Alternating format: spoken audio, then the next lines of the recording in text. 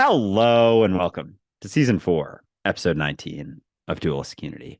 I don't know what the fuck is going on, and I'm becoming more and more certain about how uncertain everything is. It's an interesting dichotomy to recognize things more and more clearly, at least what I think is clarity, but then as I do more and more that I don't know.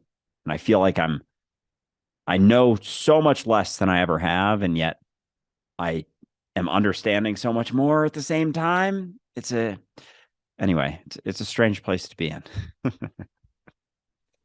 And I am at the service of the whole.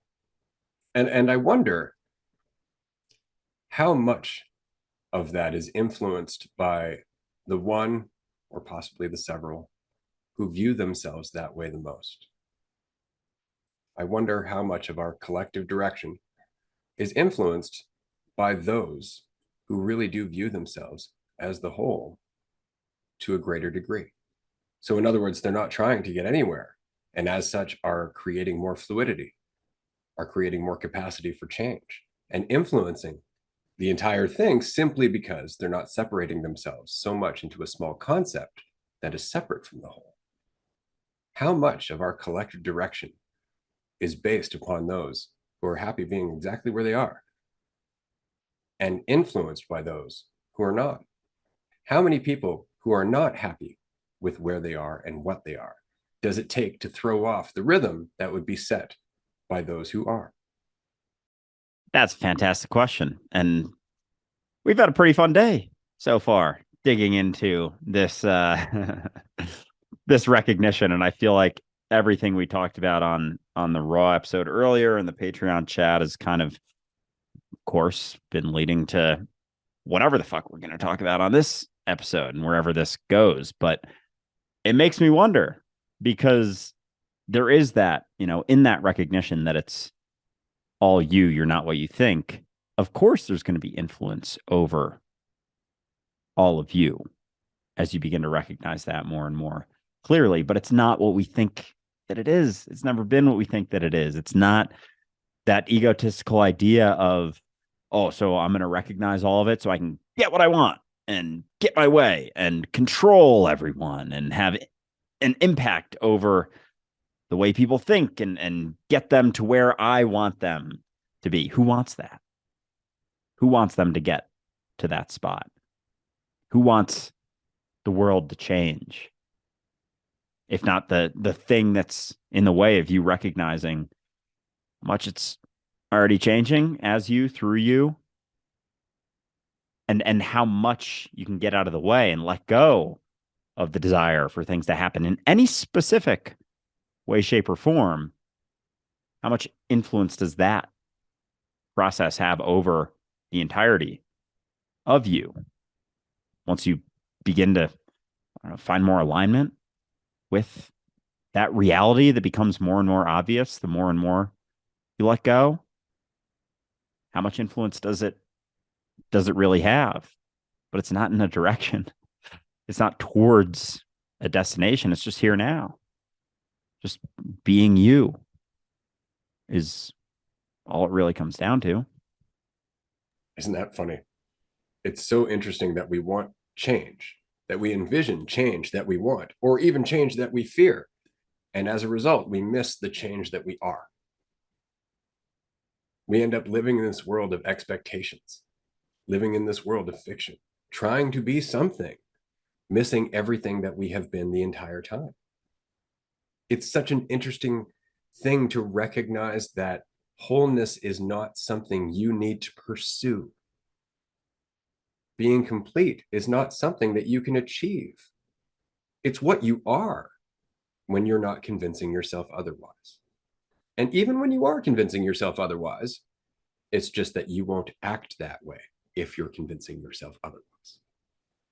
And so there is a significant change of mind between the recognition that you are already everything that is, and we'll get into that, versus you are a small piece of everything that is.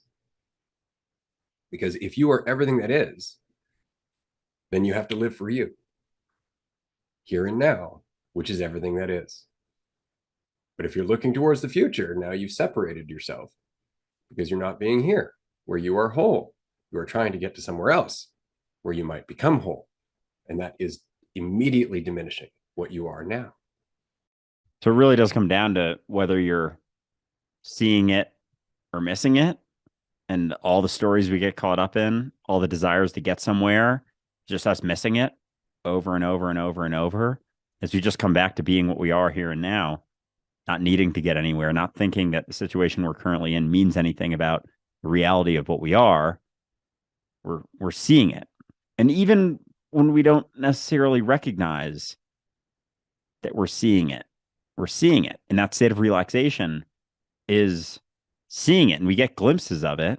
We keep coming to recognitions that are it, but there's still a difference between seeing it and knowing what you're seeing versus seeing it and not knowing what you're seeing, because you're still very much attached to you, because you can't be the idea of you and be it. And they don't, like, as much as we want to think that we can, it isn't. Yeah, because as soon as you're something, you're not everything. And that being nothing, doing nothing is being and doing everything, as Ray said a few weeks ago. And yet we have this story that hinders us from being that. You can't possibly be something within everything and also everything, but we can have the experience of that. And it doesn't really change the experience of being here now when you're in it here now, but it's just without so much fear, without so much concern, without so much of a story. So it does change everything because it changes the entirety of your experience of being here now, but you're still here now, doing the same sort of shit, you know, going to sleep, brushing your teeth, eating food, doing the dishes, all that stuff. But it's in a completely different mentality because there isn't a place that you're getting. You've already arrived. And I would go so far as to say that it is, in fact, always obvious, even when we're looking at the idea of ourself as truth. It's the reason we fear loneliness, because unity through the perspective of the ego is terrifying. But when you're not identifying as the ego, loneliness is just aloneness. It's the fact. It's what is. It's existence. There's no negative intonation to that. So even when we're caught up in our ego, we can feel the gravity of our existence. We just translate it through the idea of ourselves. And so it becomes loneliness. It becomes a lack of attention from quote unquote other people instead of a deepening connection to more of you. And so everything gets twisted by this simple concept of who we are. But it's always obvious in the intensity of the feeling when you're being still and silent in the here and now. This is why it's so telling when you ask someone, just sit still and watch how difficult that is, because it's intense.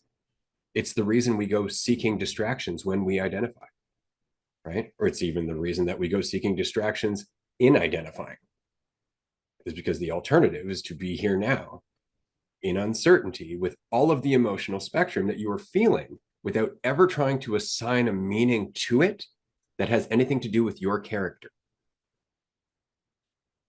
See how that can be a little off-putting? That means that you are just subject to the emotional spectrum in the same way that you are subject to the weather. It's actually funny. I saw a video yesterday using an analogy of experiencing emotions because it was raining. They stepped outside and resisting the emotions that you're experiencing is like experiencing the rain and just doing this, thinking that you're not going to experience it versus being willing to experience the emotions as they are, is just dropping the hand and just doesn't make it comfortable, but at least there isn't that resistance and idea that it should be or could be even any different than it is. Because even as you were saying that, there is an immediate sort of discomfort, like a being in the eye of a storm sort of feeling, like being in a whirlpool and just letting go and not knowing where it's going to go, not knowing where you're going to end up, not knowing where you're going to get spit out of, but an understanding that you're the whirlpool, the perspective totally shifts. You're no longer the thing, whirlpool, you're the whirlpool itself. And so there isn't the concern for where you end up or what it means about you or where you get to within that whirlpool, because you're the whole thing. And that's what it comes down to, is the concern for what it means about you, like loneliness versus being alone. If you're alone and it means something about you, it diminishes your value because you're alone. Boom, you're lonely. If you're alone and it doesn't mean anything about you, just is what it is. But we're so used to that being the common narrative. Oh, I don't want to be alone. And it's funny how it's even egotistically sort of infiltrated that we have the narrative that we shouldn't be alone. It means something about me. I don't want to be alone. It's that resistance to the reality of what's actually happening, which doesn't need the concern. And so when you start to recognize closer to the reality of what you are and see that this means that you're alone, that there's the initial concern because you're so caught in that being such a massive part of your reality and experience, that concern for being alone. So it's still going to, even through recognizing how alone you really are beyond the narrative, that feeling is still sort of there. And that's where the concern comes from, but it isn't necessary. You can recognize how alone you are without that additional concern, which is interesting, how it's able to still infiltrate the egotistical dualistic mentality as well. And it just got me thinking about one of our earliest lessons in this form, which is the lesson of object permanence. When we are born into the world and then all of a sudden we see our parents or our caregiver leave the room, and we panic because we assume they have stopped existing. And what's interesting is that we will be reassured at that point and told, no, no, we still exist, don't worry. And right there, there is a division that is taught. There's more to it, isn't there? And we never explore it as they get older. It's not just like, don't worry, we exist in the world as well, but in fact, we're equal awarenesses to you that exist by virtue of us being existence, that we're all in part of the same thing existing only to ourselves, which isn't incorrect, but that doesn't make everything else less real. Like there's so much more to the paradox rather than just, don't worry, your parents are in the next room on this planet in a separate body, which is the lesson that we learn right away. They haven't stopped existing. You're you and they're them, and there's a world that you exist within. And that's not the whole story. So with this, it's interesting because when they leave the room and when we're a child, we get very concerned for that because it's an aspect of, we see everything as me in the room. That leaves, that means that to us, it's like they're no longer exist, which is both the reality and not the reality, but the reality to us. And because it shifts from, and then as we learn that they do still exist, they don't exist in our reality as we're seeing it. They exist now in our mind, right? The idea of them is still there because we have the idea that they exist in another room, another part of reality, but they're just as much dead to you as they would be if they were actually dead. And I've had this thought before that, who's to say right now, like any of my friends I could think of, they don't exist within my reality right now. So is that not equatable to them straight up being dead in a sense? Or existing in potential. Yeah, as they always do. Right. And it's never what I think that they are because it shifts. And I say it shifts from existing only within your mind, but it always only exists inside of your mind.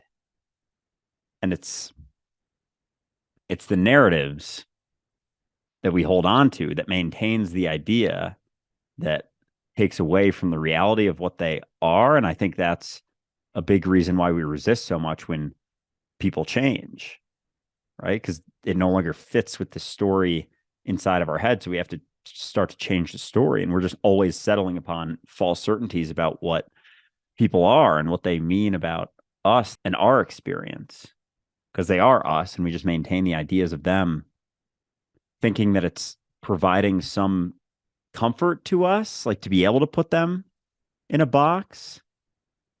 And so it's interesting in that experience of being a child when someone leaves, it's because there's less of an idea.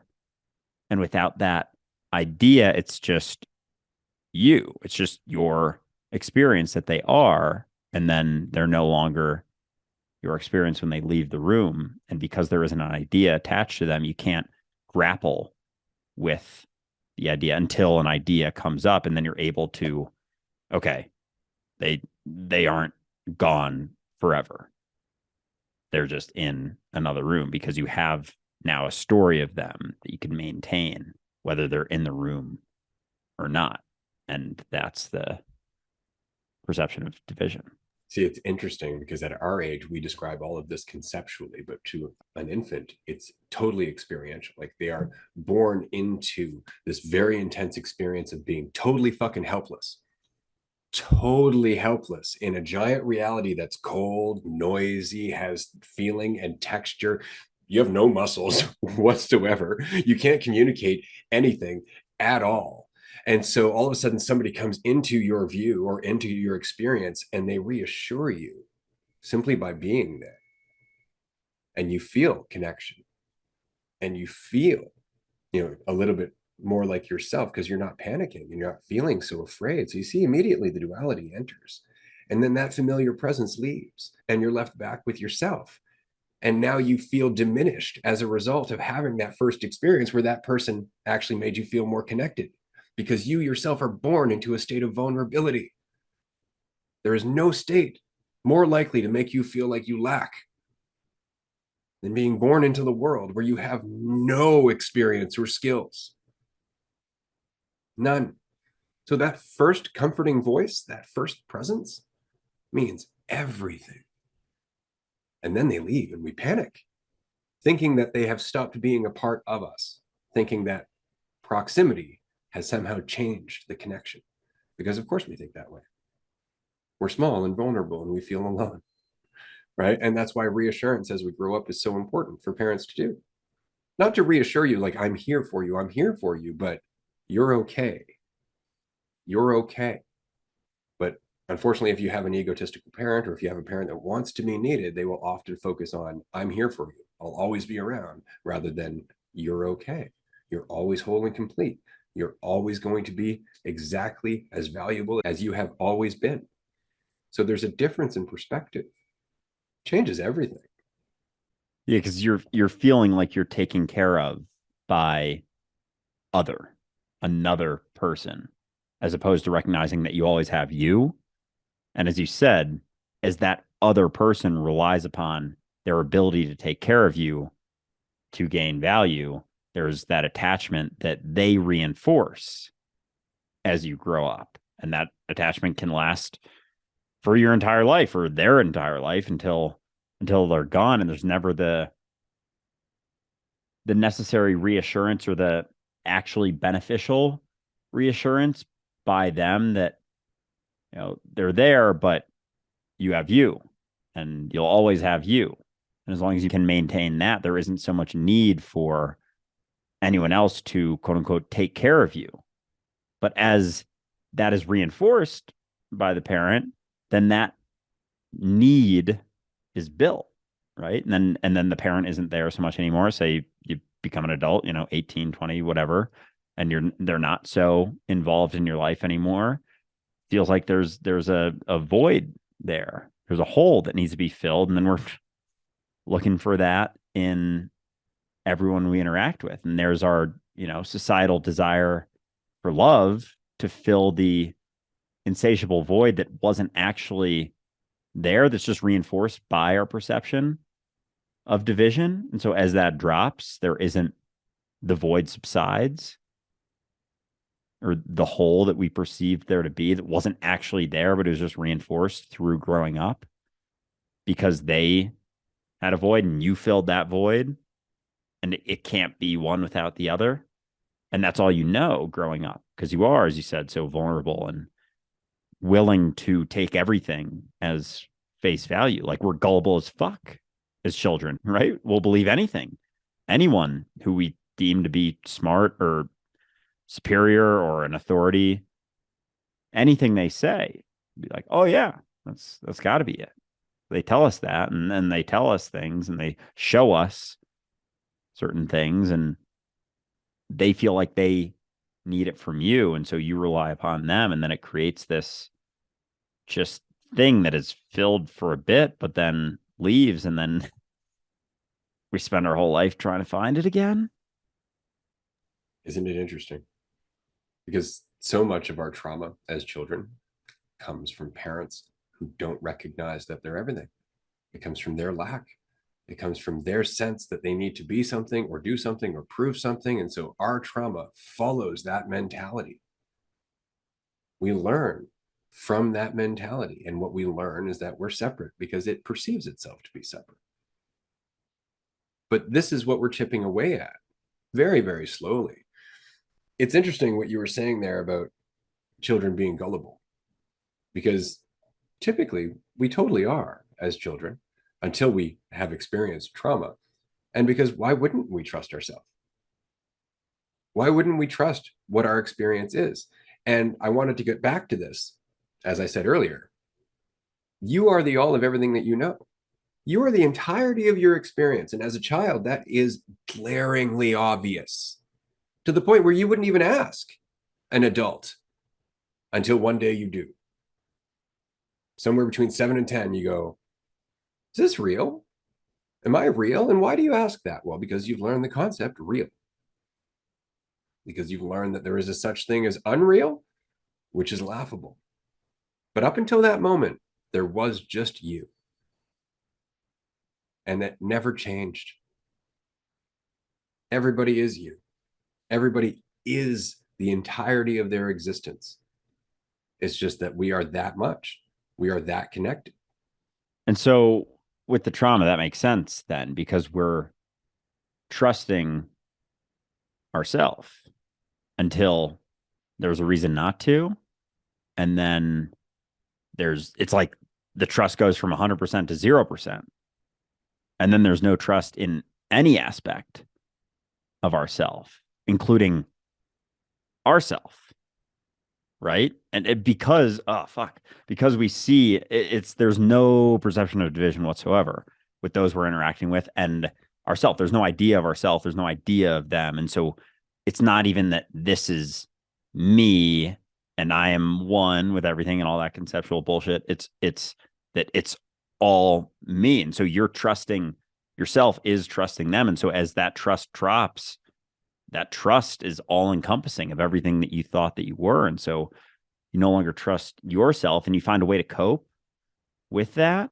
And then that impacts, and it's for anything, any degree of the traumatic spectrum. It can be anything, like from the worst of traumas to, the subtle traumas we experience where, we have a trust in someone to act in a certain way or express things in a certain way. And as that trust is diminished, our trust in ourselves is diminished as well. And that's kind of the traumatic experience is the loss of trust in yourself, the loss of faith in yourself. Because the faith in yourself was all encompassing until it wasn't, until there was a reason to not have faith in that. And that just inevitably involves yourself as well. And then, as I said, you find a way to cope with that. You avoid the situations that you feel like that bring up those memories, those experiences of that traumatic experience. And then you just avoid it thinking, I've been there. I can't do that. That's scary. Or I can't face that, or I can't interact with people, can even get to that point because all of the people that you ever interact with are expressions of that you that you lost faith in through, another person, but it was just you too. So losing faith in that person is losing faith in yourself, because you are yourself and you're always you. It's all you. So that's the gravity of being a child and recognizing this without the wherewithal to understand what's going on. And that's just the gravity of being a fucking parent too, is the responsibility of that, because they see you as them. So how you interact with them, how you interact with the world, is them interacting with the world as far as they can tell. And that's what they're learning from. And that's how they're learning to deal with the world, is through that iteration of them as you. So there's a tremendous responsibility as a parent to be that expression of what, not to guide them or show them, because again, if you're deriving your value from them being attached to you, that's creating a fucking inevitable hole that's going to have to be filled by someone else. That's, I guess, where, not to like lighten this too much, but like, daddy issues and mommy issues come from, is from a void that's left from something that was filled, or something that was hurt, or something that was taken, or given too much of. And whatever it was derived from them not seeing their wholeness and their completeness. And then it just translated into your experience, and the only way you knew how to do so, and you grabbed onto the things that you could in order to cope with it. And then that set the stage for the rest of your life. Because it's not necessarily the traumatic event that is the problem, but it's what we take from the traumatic event. It's the reaction that we learn from the traumatic event. And it really is that loss of faith, not just in reality, but in our ability to deal with reality, in our ability to feel safe around other people. And so it makes so much sense as we get older, as we have lost the sense that we can be safe as ourselves, that the journey towards, once again, being feels so good. Like that's what this conversation is a return to that subjective experience before we learned all of this division and took it as truth. We're actually scaling everything back, all the way back to object permanence, in order to reestablish a different perspective of what we're doing with clearer eyes, because nobody around us is doing that. And so we get born into this collective perspective of division. We get raised by people who have thus been hurt by that collective perspective of division, and are trying to protect themselves and find value in themselves, and so are not sensitive enough to be aware of the children that they're bringing into the world, and the division that they are teaching those children by virtue of just feeling less. And this is where the expression, the sins of the father passes to the son, comes from. We teach our commitment to identity as truth to our children because we are afraid and we think it's going to protect them, despite the fact that it has done nothing but reinforce fear and expectation throughout our entire life. And that's always it. Like, we're always either recognizing the reality of us, like you were saying earlier today. There's two directions: towards yourself or away from yourself.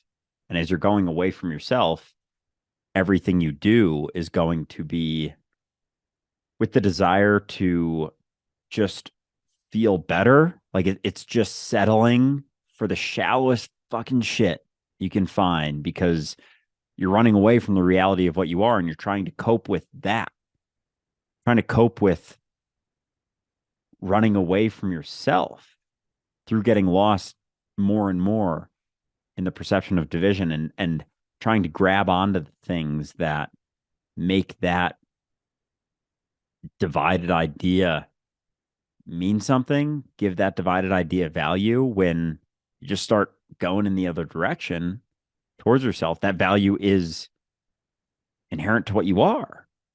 You can't not have that. But the further you get from it, the more things you have to try and grab onto in order to find it. again. And so you're lost in concepts, lost in ideas, lost in things that are going to make you more. That are going to make you feel a little bit better, because nothing actually allows you to get better besides turning around, going in the other direction, letting go of that perspective of division. There is no thing you can grab onto in the direction away from yourself that is going to improve the reality of what you are, because you're caught in an illusion. Like it couldn't possibly help you. It couldn't possibly get you to a spot, but we've gotten so caught in the idea of what we are as being the truth that we can't see that fundamental nature, the root of what we think we are, isn't it. It never is. But we've settled on that. And so then we're looking at things like, okay, I'm this, I know myself, and it's never it.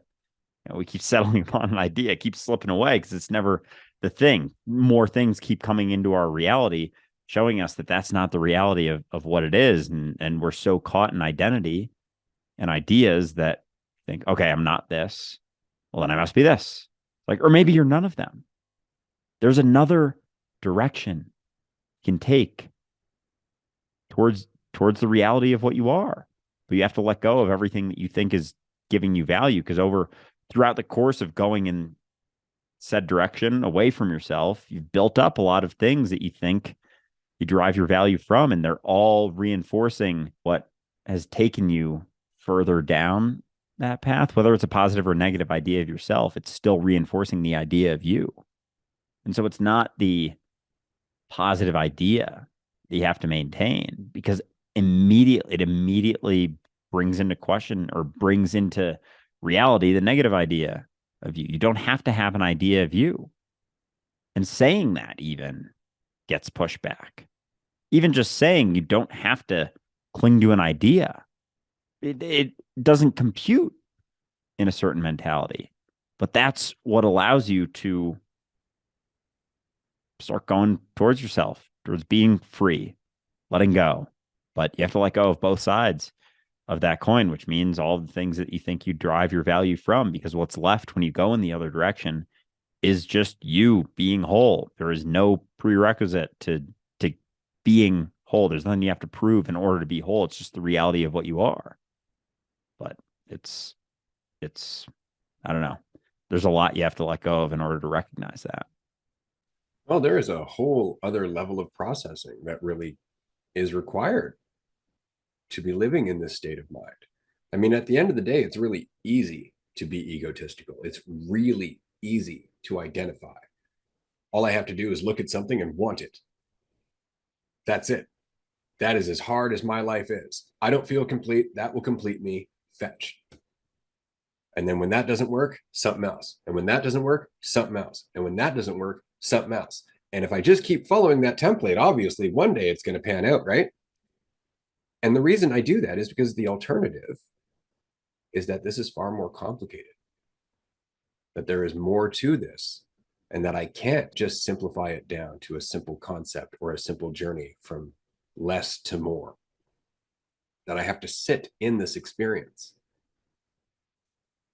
And so we don't.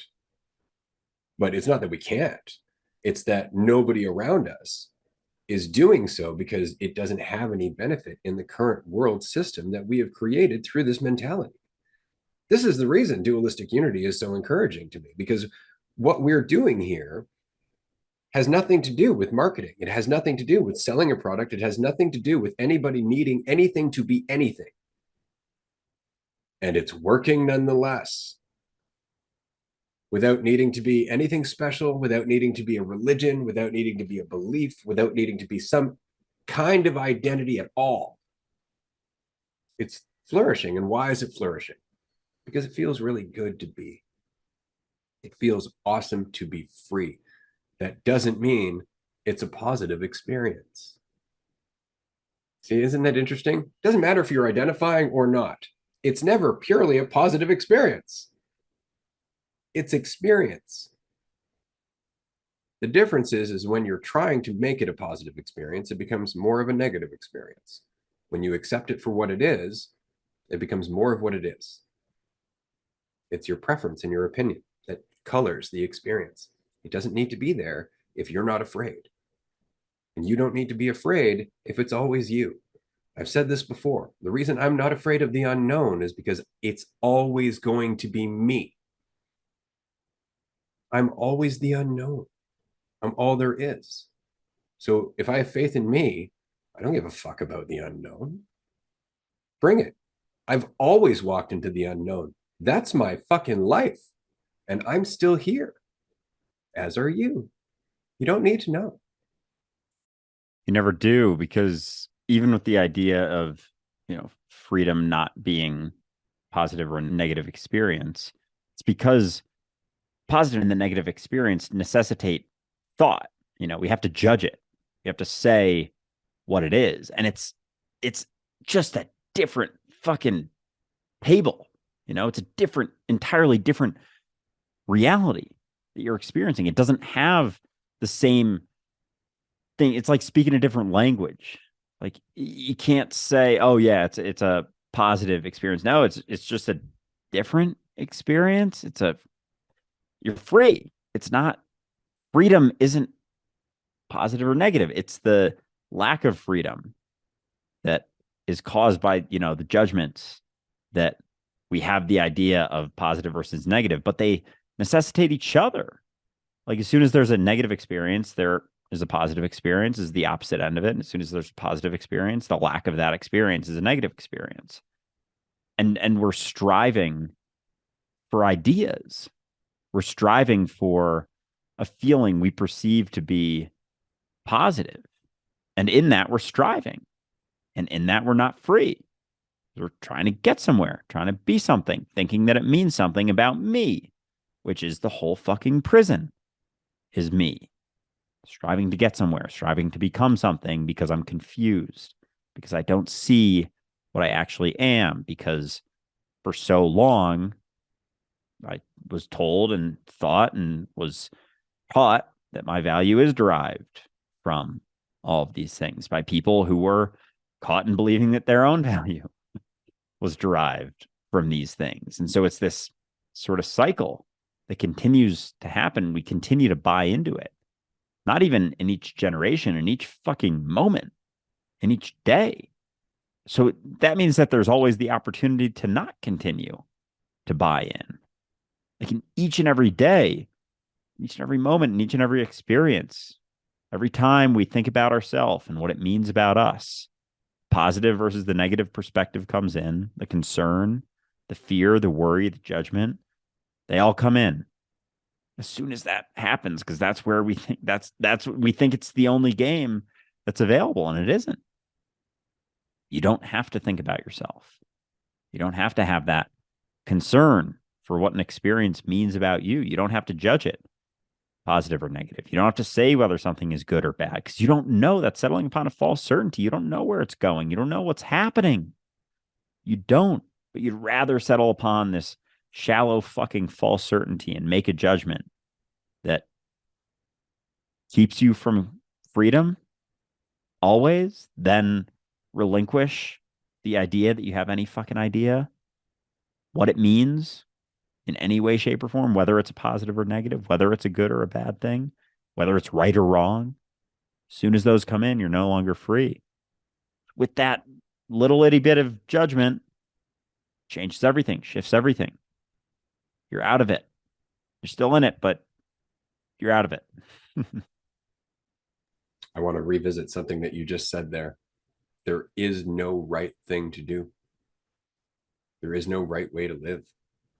There is no requirement that you have to live up to in order to exist correctly.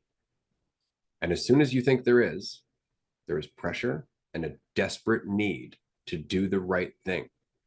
And that's where that rush comes from. That's where that looking forward to some solution that's going to make you more comes from. Just the concern that maybe you could do it wrong.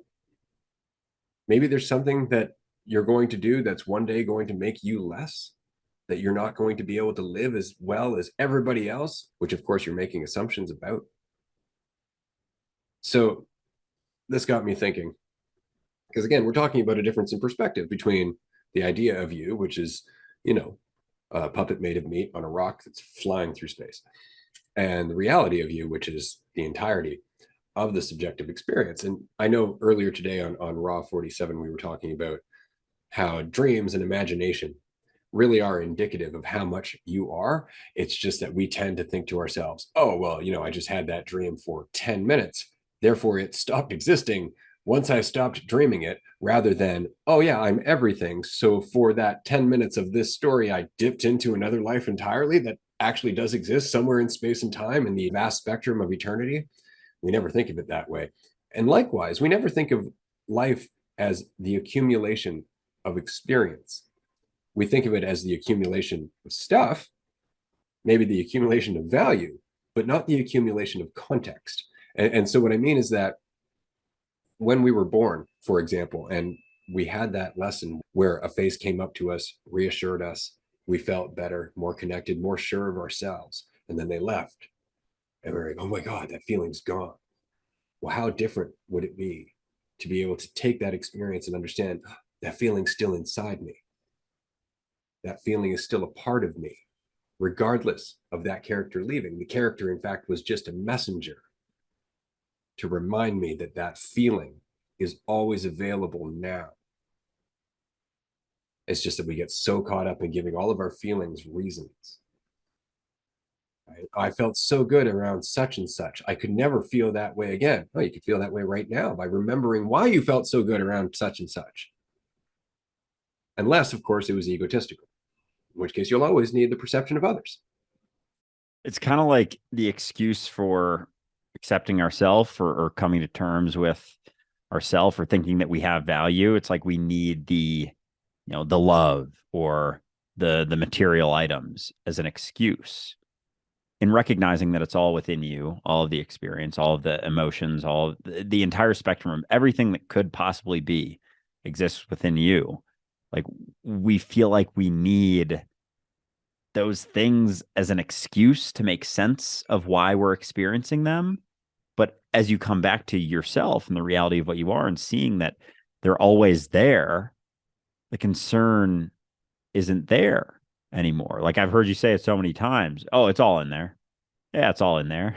That's hitting different right now because it's always all in there. And you don't need a reason to make sense of it necessarily. Of course, you're experiencing that from time to time. It's in there. You're everything. You're the entire emotional spectrum. But we start feeling a certain way, and then the concern spirals that. And so coming back to that recognition that there is no wrong. There's no wrong thing to feel. There's no wrong thing to do, experience. It's in an egotistical mentality, it's fucking scary. What do you mean there's no wrong? What about that serial killer that killed you? Don't think there's anything wrong with them? It's like that is a product of the fucking mentality that we're talking about. That's a product of the existing mentality in thinking that there is objective right and wrong. Through recognizing that there isn't, there's not so much a path for that to be expressed anymore because there isn't so much resistance to where we're at or judgment of other people. Like they're the serial killer that's so wrong had a path of getting there. You were born it. You didn't just come out of the womb and just like, jump up and stab their mom and dad and like kill the nurse and everything. They went through a bunch of fucked up shit that got them to the spot in which they feel like that is a reasonable thing to do.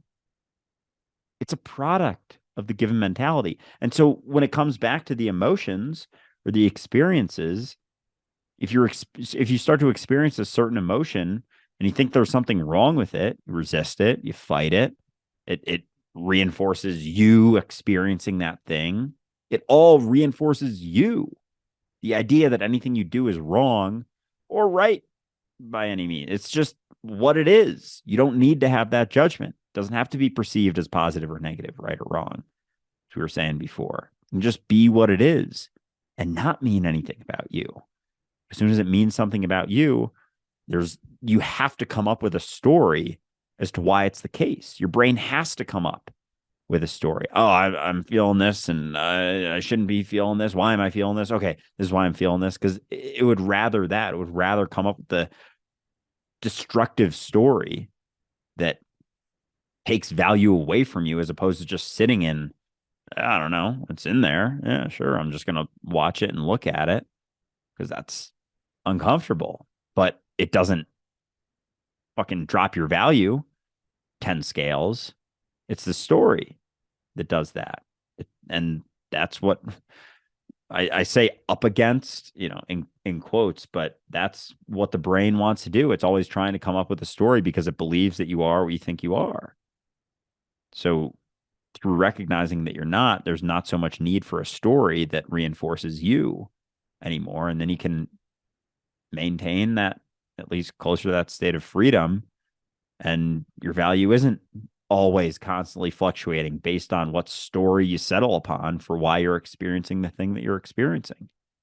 Just is what it is. You're still free.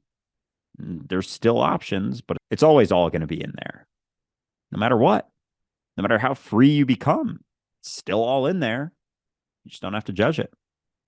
In fact, I would go so far as to say the more free you become, the more you'll see how much is in there.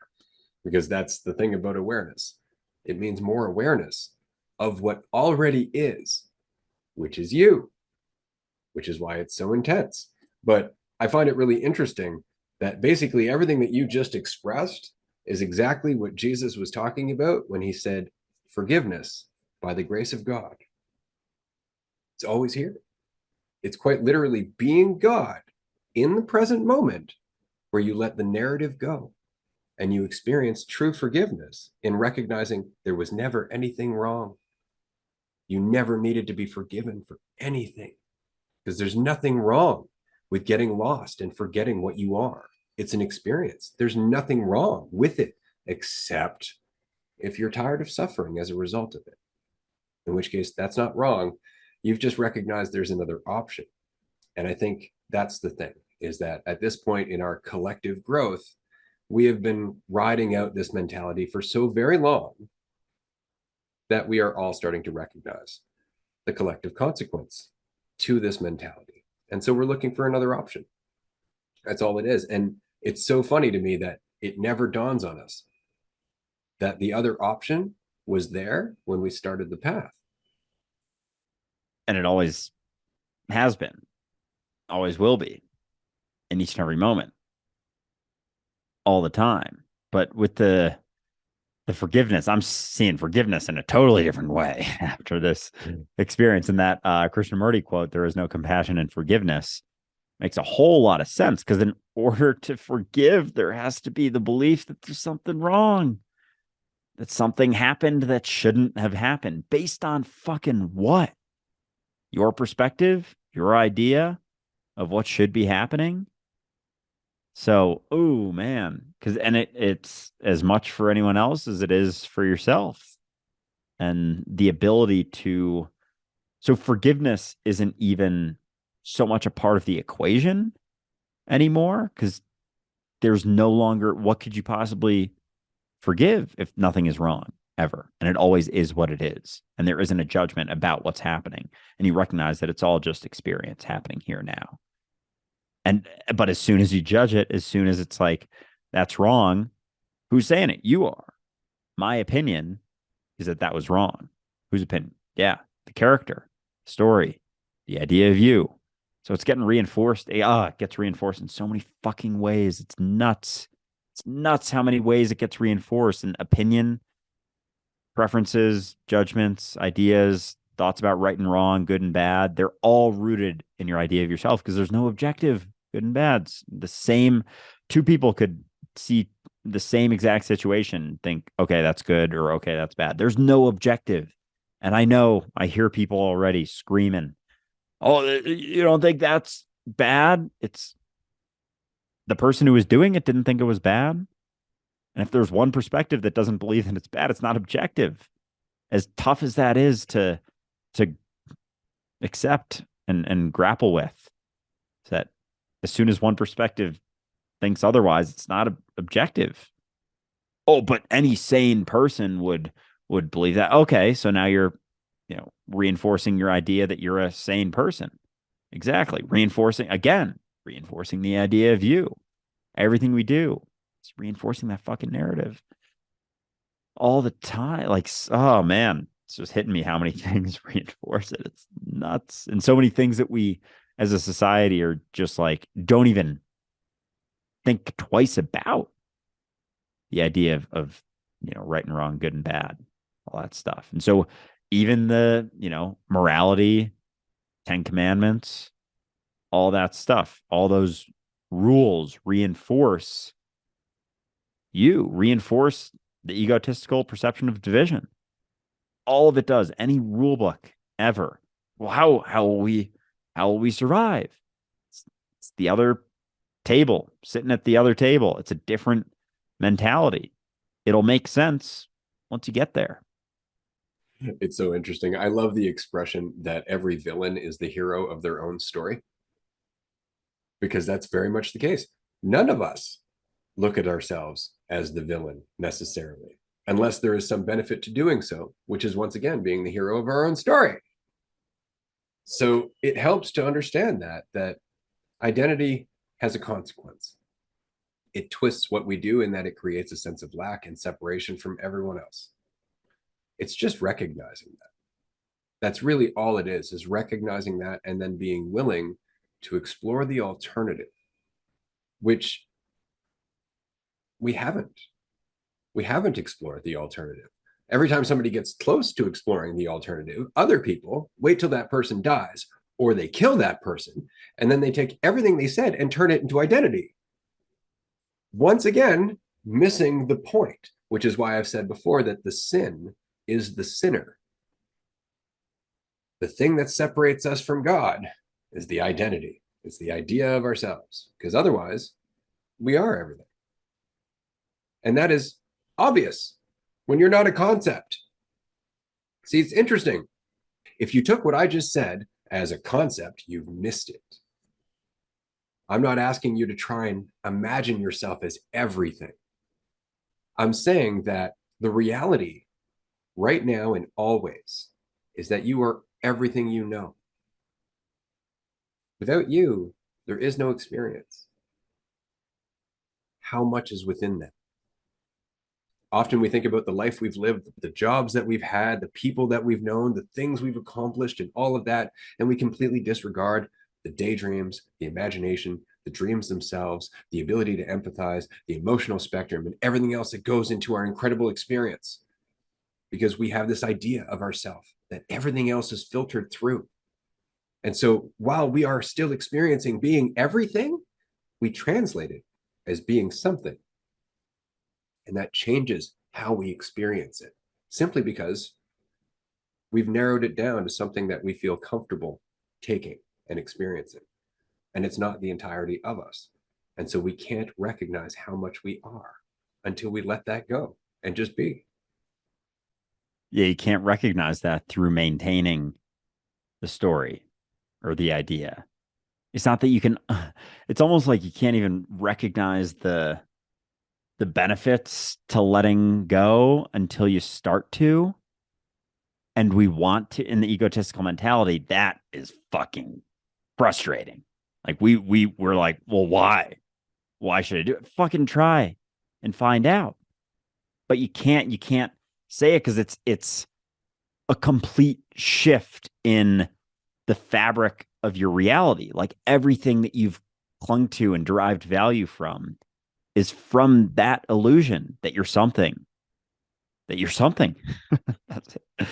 But you can't see the benefit until you're willing to take that first step, until you're willing to question it. And I think that's why so often people who start to recognize this, they experience enough in this mentality to be willing to step into that uncertainty, be like, all right, I've been here, done that. This kind of sucks. There's a lot of suffering here.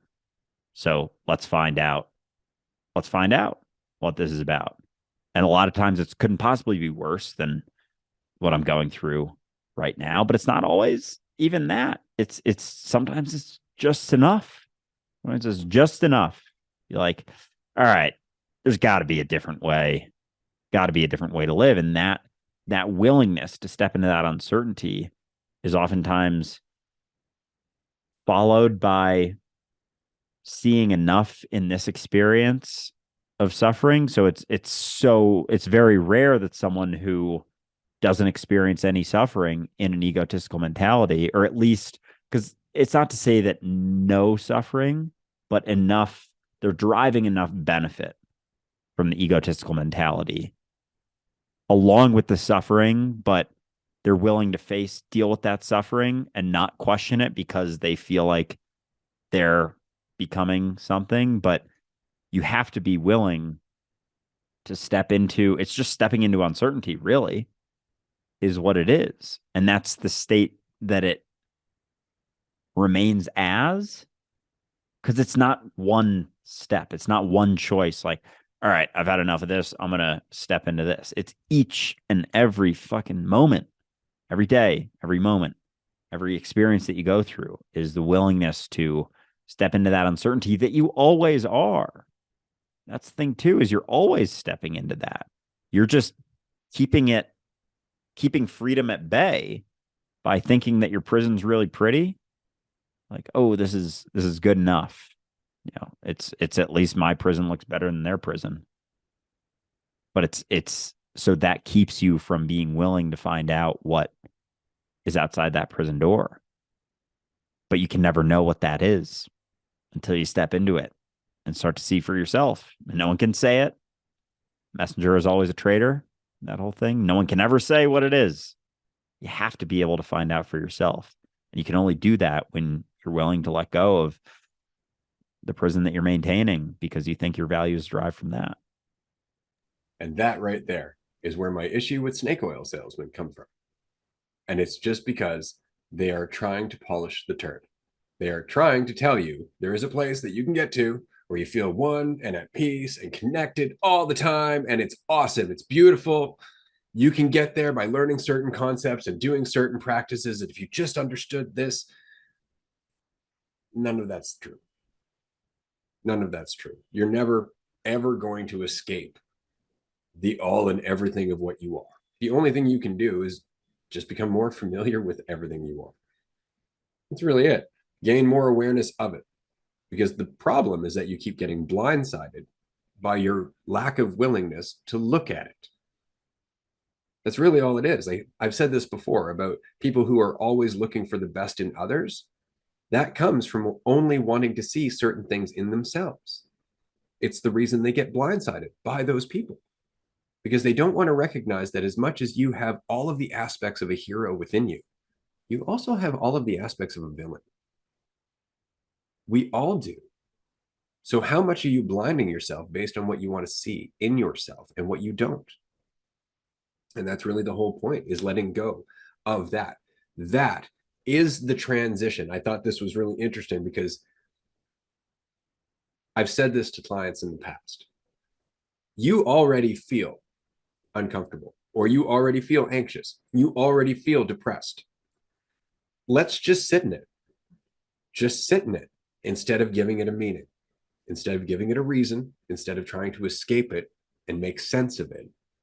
Just sit in it. And that's it. And oddly enough, it's right there that there's an insight, almost always, because we're not looking at it for what it is. That's why it gets worse. We keep running from it. So our fear actually makes it worse. But it's not what we think it is. That's the only reason we don't want to look at it. But as soon as we look at it, just like fear, as soon as we look at the fear itself, not the reasons that we think we're afraid, but the experience of fear, our fear changes.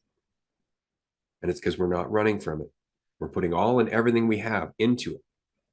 And that's where the processing starts. We don't recognize that we are intelligence. Any problem that you have, give your full attention to. And it will start to work itself out. That doesn't mean try to work it out. It means stare at the fact that you feel like there's a problem and just take accountability for the fact that it's just a feeling. Don't give it meaning. That's it. Just let it pass. right? Look at it as it goes past, but remain unattached. Remain unattached. Like I have so many emotions in a day that I don't attach to. I see them go by, I go, wow, and I feel them wholeheartedly. And a lot of them relate to Ray, the character. But I know that at the same time, it's just a part of the process that Ray, the character, is going through. And so I don't identify with it because it doesn't mean anything about where Ray, the character, is going.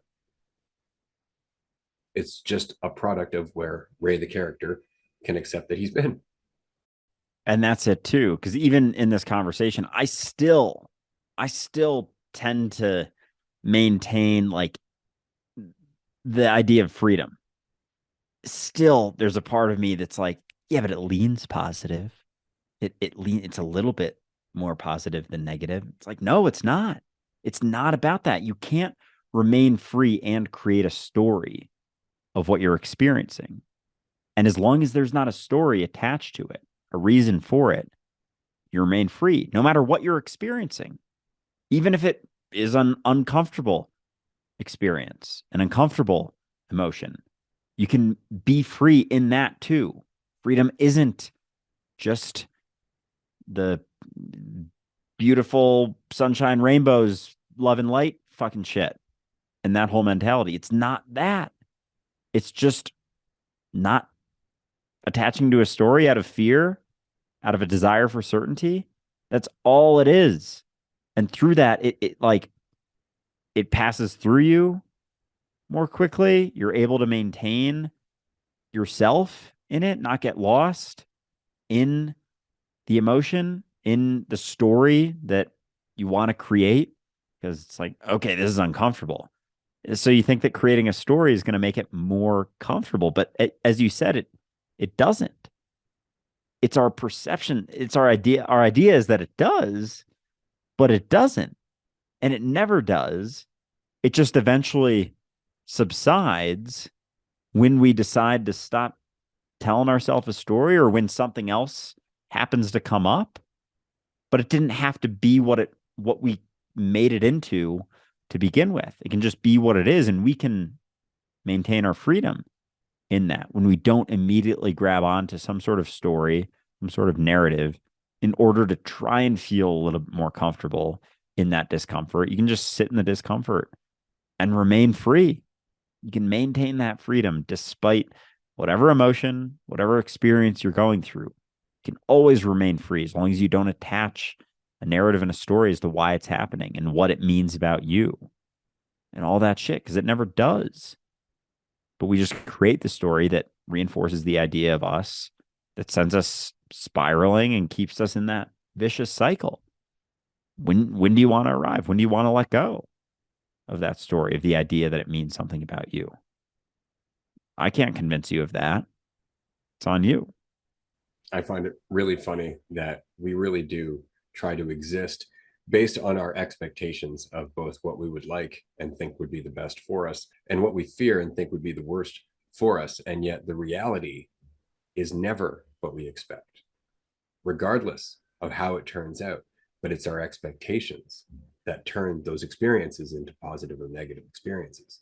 And if our expectations are met, that turns it later into a negative experience because now we start to depend on having our expectations met. And if they're ever not, there's so much more riding on it. And so it's so interesting that we have these massive expectations of reality and ourselves. And the reality is far more than our expectations could ever imagine. Because there's no amount of expectations that can ever be it. We keep trying. We keep trying. We keep having them. They're never met. They're never what it is. So expectations will always lead to some degree of suffering, some degree of a lack of being what we think that it is. So it's never necessary.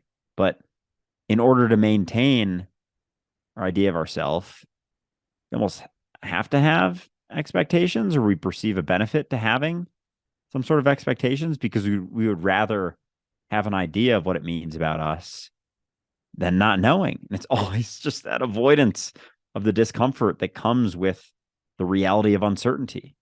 Like all of these things are the avoidance of that. You don't know. You never have. You never will. There's no need to come up with an expectation for what it is. Ever, ever, ever, ever, ever, ever. Oh, but this time, nope, not that time either. Oh, but this, nope, never. It always distorts it. It always creates some degree of suffering, even if they're met, because it reinforces you.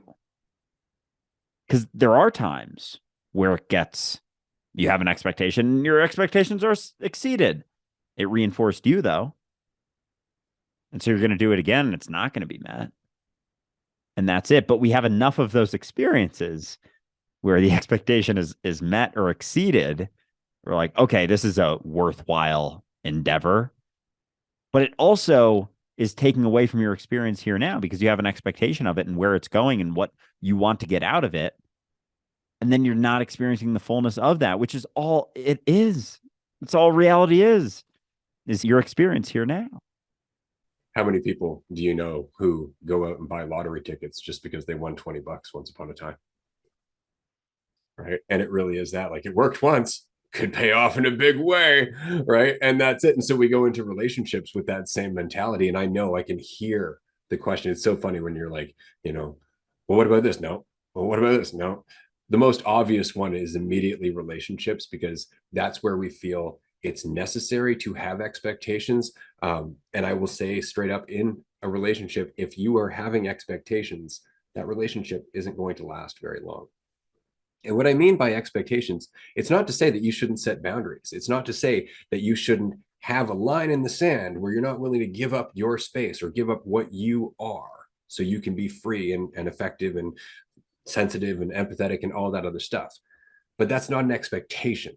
And what I mean is that if your partner doesn't respect that space, getting upset with them because they should isn't going to help you. Communicating that they're not respecting that space in a calm, empathetic manner where you can relate to why they're not respecting your space is going to be far more effective. But it may mean that your relationship is going to end. It may mean that you have to accept the reality that the person that you're with maybe doesn't resonate with the person you're becoming. And so we would rather have expectations and get frustrated that they don't live up to them than just allow ourselves to change. And there's so much involved in that too, because there's that feeling like we need to be in one. And that means something about me and all the narrative that leads up to being in that relationship and in that situation. And the willingness to let go, the willingness to allow it to fizzle out, allow it to end, allow it to just be what it's going to be. You have to be able to recognize that your value isn't derived from that. Because as long as it is, you're fucked. It's going to distort everything about that. You're not going to be able to have, those conversations. You're going to maintain certain expectations and then fight when they're not met because you need it. Because you need that relationship in order to feel better about yourself, in order to think that you're valuable.